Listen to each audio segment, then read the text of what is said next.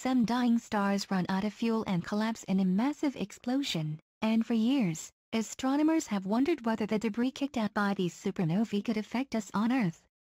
Now, 2 papers published today show our planet has been bombarded with materials from not just one, but a series of ancient supernovae.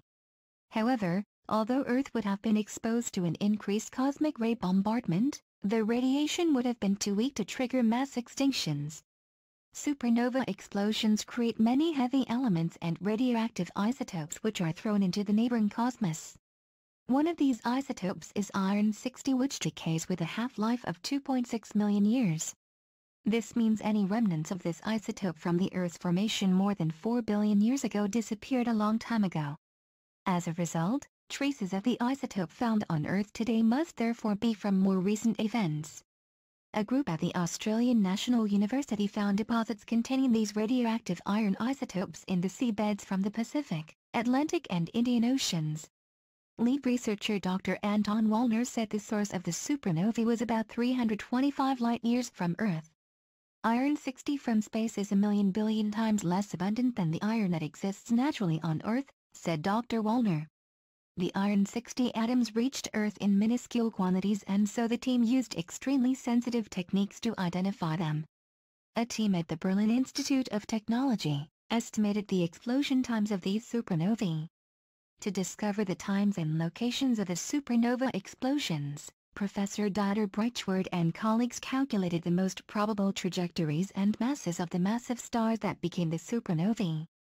They isolated 2 events, one between 1.7 to 3.2 million years ago, and the other 6.5 to 8.7 million years ago.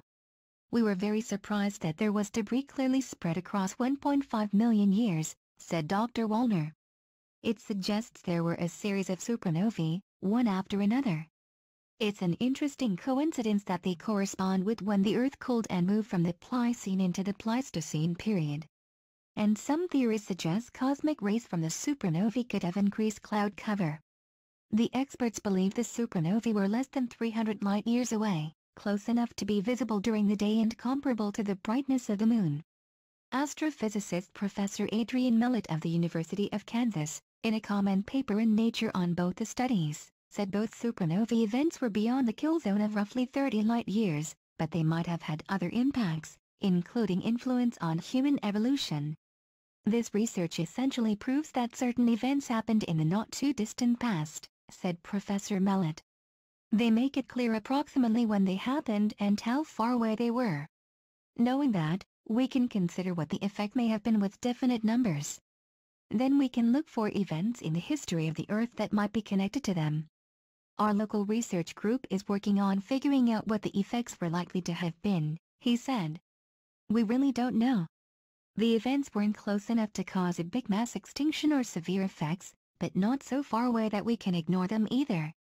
We're trying to decide if we should expect to have seen any effects on the ground on the Earth.